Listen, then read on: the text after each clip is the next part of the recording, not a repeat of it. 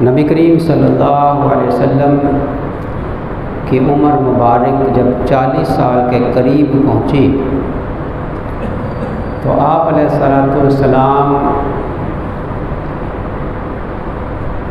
اہل مکہ کے طور طریقوں سے بیزار ہو کر کہ ان کی بت پرستی، ان کے عجیب و غریب طور ادوار اور توہمات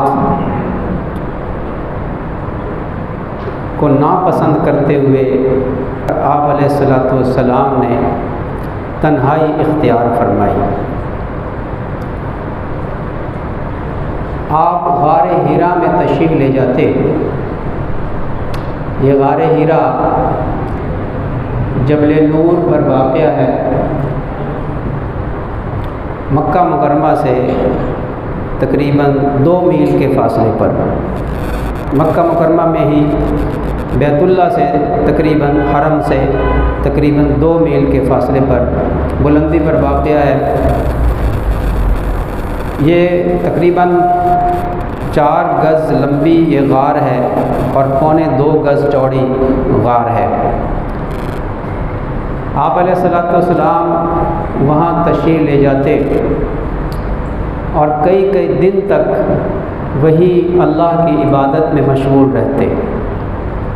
وہاں سے بیت اللہ سامنے نظر آتا ہے، بیت اللہ کی طرف رخ کر بیٹھ جاتے اور اللہ کی مخلوق میں غور کرتے، زمین و آسمان کی تخلیق میں غور کرتے، اللہ کی عبادت میں مشغول رہتے۔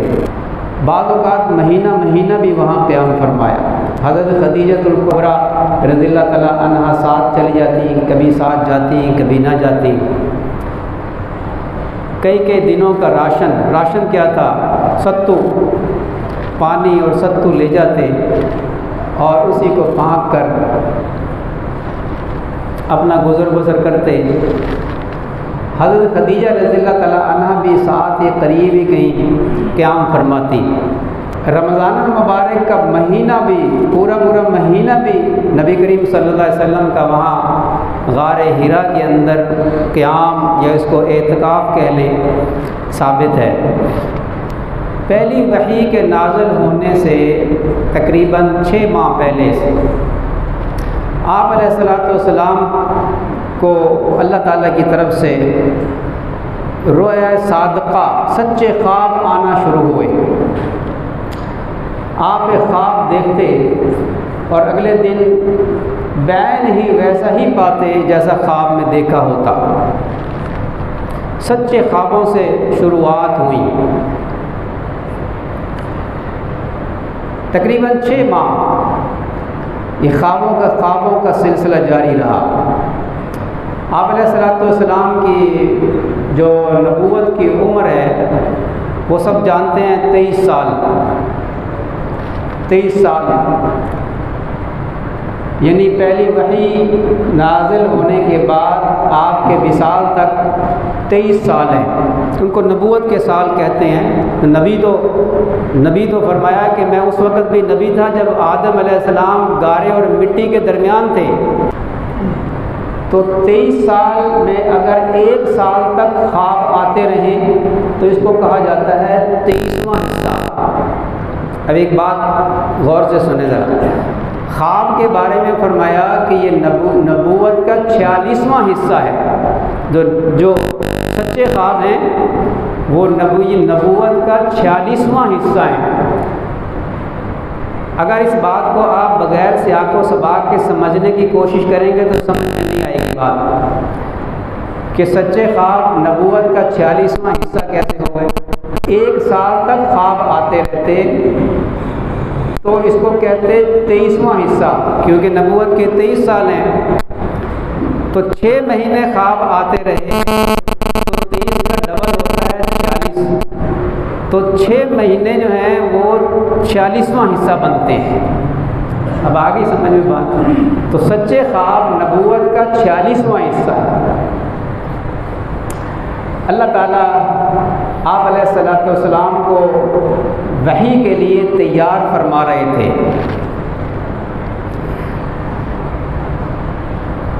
جب 40 سال اور 6 مہینے قمری حساب سے آپ کی عمر ہوئی تو پہلی وحی نازل ہوئی۔ حضرت جبریل علیہ السلام آئے اور آ کر آپ کو کہا اقرا، پڑھیے۔ آپ نے کہا ما انا بقاری، میں پڑھا ہوا نہیں ہوں۔ تو حضرت جبریل علیہ السلام نے آپ کو سینے سے لگا کر دبایا، پھر کہا کہ اقرا، پڑھیے۔ آپ علیہ السلام نے پھر فرمایا ما انا بقاری، میں پڑھا ہوا نہیں ہوں۔ دوسری مرتبہ پھر دبایا، تیسری مرتبہ پھر دبایا، پھر کہا اقرا بسم ربک الذی خلق خلق الانسان من علق اقرا وربک الاکرم، کہ آپ پڑھیے۔ 5 آیتیں پہلی یہ نازل ہوئی، الذی علم بالقلم علم الانسان ما لم یعلم، یہاں تک یہ 5 آیتیں ہیں۔ یہ جبریل علیہ السلام نے پڑھائیں آپ علیہ السلام کو، اور پھر جبریل علیہ السلام غائب ہو گئے۔ نبی کریم صلی اللہ علیہ وسلم پر گھبراہٹ طاری ہوئی، آپ کے جسم میں کپ کپی طاری ہو گئی، ایک خوف تک پیدا ہو گیا۔ آپ واپس تشریف لائے مکہ مکرمہ حضرت خدیجہ رضی اللہ تعالیٰ عنہا کے پاس، اور آ کر قصہ سنایا اور کہا کہ مجھے ڈر ہے کہ کہیں مجھے اپنی جان کا خوف ہے، مجھے کمبل اڑا دو، بخار کی سی کیفیت ہو گئی۔ حضرت خدیجہ رضی اللہ تعالیٰ عنہ نے عرض کیا ہرگز نہیں، آپ کو اللہ تعالیٰ ضائع نہیں کرے گا۔ پھر وہ جملہ فرمایا، غور سے سنیے، حضرت خدیجہ رضی اللہ تعالیٰ عنہ کا یہ پہلا تسلی کا جملہ ہے کہ نبی کریم صلی اللہ علیہ وسلم کے لیے جو کہا گیا، اس کائنات میں، اس دنیا میں وحی نازل ہونے کے بعد جب آپ پر گھبراہٹ کی کیفیت طاری ہوئی، بخار کی سی کیفیت ہوئی، تو سب سے پہلے جس نے تسلی دی وہ ہم سب کی ماں سیدہ خدیجۃ الکبریٰ رضی اللہ تعالیٰ عنہا ہیں۔ انہوں نے کیا جملے کہے، آپ پریشان نہ ہوئیے، ہرگز اللہ آپ کو ضائع نہیں کرے گا۔ کیوں ضائع نہیں کرے گا؟ کہ آپ صلہ رحمی کرتے ہیں، آپ کمزوروں کا بوجھ اٹھاتے ہیں، آپ تنگ دستوں کی مدد کرتے ہیں، اور آپ مہمان نوازی کرتے ہیں، اور آپ حق والوں کا حق دلواتے ہیں۔ اللہ آپ کو ہرگز ضائع نہیں کرے گا۔ اللہ معلوم ہوا کہ یہ جو باتیں ہیں یہ جس شخص میں پائی جائیں گی اللہ تعالیٰ شانو اس کو ضائع نہیں کرے گا۔ حضرت خدیجہ رضی اللہ تعالیٰ عنہ اٹھی اور اپنے چچا زاد بھائی ورقہ بن نوفل رضی اللہ تعالیٰ عنہ کے پاس گئی۔ یہ ورقہ بن نوفل تورات کے عالم تھے، پہلے یہودی تھے پھر یہ عیسائی ہو گئے۔ اس وقت عیسائیت ہی حق مذہب تھا، تورات ان کو یاد تھی۔ تو حضرت خدیجہ رضی اللہ تعالیٰ عنہ نبی کریم صلی اللہ علیہ وسلم کو لے کر اپنے چچا زاد بھائی ورقہ بن نوفل کے پاس گئی اور انہیں کہا کہ بھائی جان اپنے بھتیجے کی بات سنیے۔ انہوں نے پوچھا کیا کہتے ہو؟ کہ میرے اپنا واقعہ سنایا، نبی کریم صلی اللہ علیہ وسلم نے اپنا قصہ سنایا۔ حضرت ورقہ بن نوفل نے فرمایا قدوس قدوس، یہ وہی فرشتہ ہے جو حضرت موسیٰ علیہ السلام پر آیا کرتا تھا۔ آپ اس امت کے آخری نبی ہوں گے، کاش کہ اس وقت میں زندہ ہوتا، میرے اندر طاقت ہوتی۔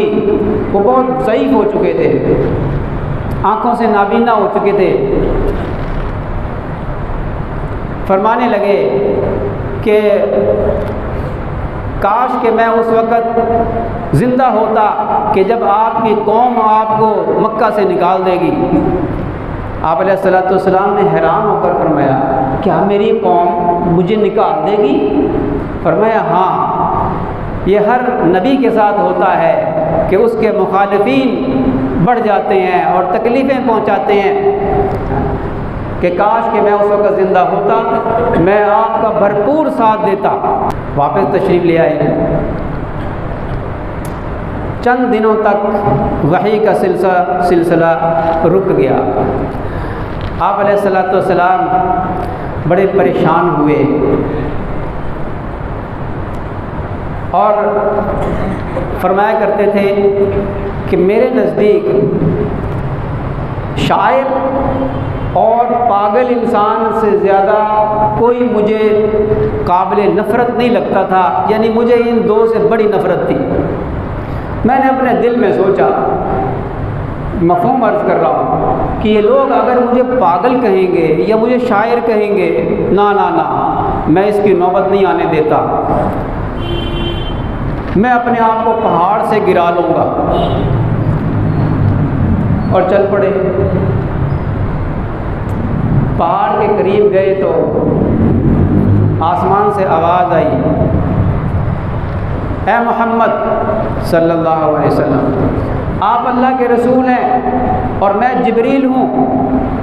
تو اوپر دیکھا تو حضرت جبریل علیہ السلام، وہی جبریل جو غار حرا میں آئے تھے، آسمان پر کرسی پر براجمان ہے۔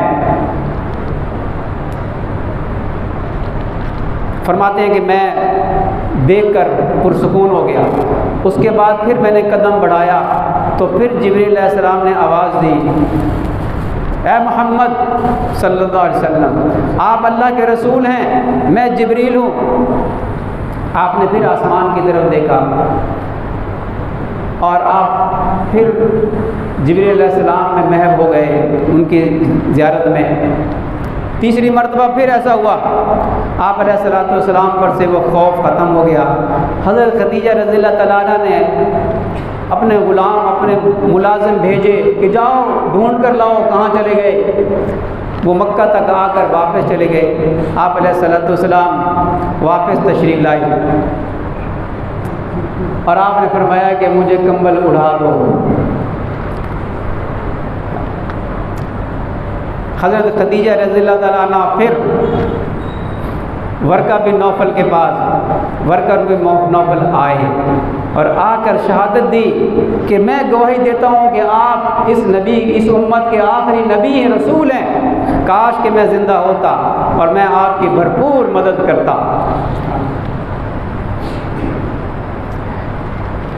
تو یہاں سے معلوم ہوتا ہے حضرت ورقہ بن نوفل رضی اللہ تعالیٰ عنہ جلد ہی انتقال فرما گئے۔ ابھی آپ علیہ الصلوۃ والسلام نے دعوت کا کام شروع نہیں فرمایا تھا۔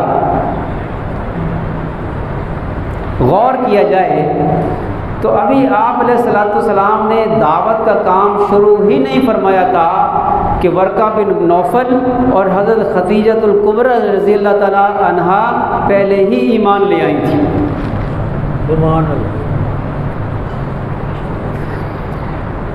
پھر کچھ دنوں کے بعد وحی نازل ہوئی۔ اب حضرت جبریل علیہ السلام وحی لے کر آئے، یا ایھا المدثر قم فانذر وربک فکبر، اٹھیے اے کملی والے، اٹھیے اور اپنی قوم کو ڈرائیے۔ اب دعوت کا کام شروع ہوا۔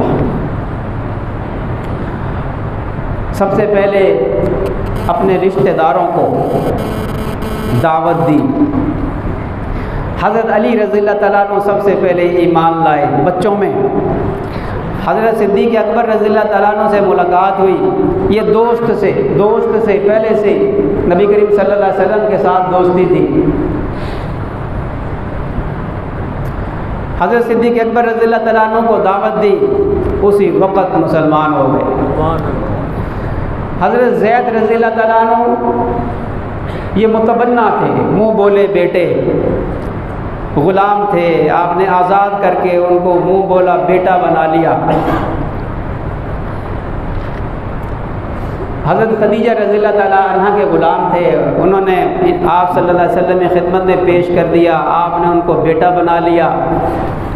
تو غلاموں میں یہ بھی بچے ہی تھے، ان کی بھی عمر اتنی نہیں تھی، وہ مسلمان ہوئے۔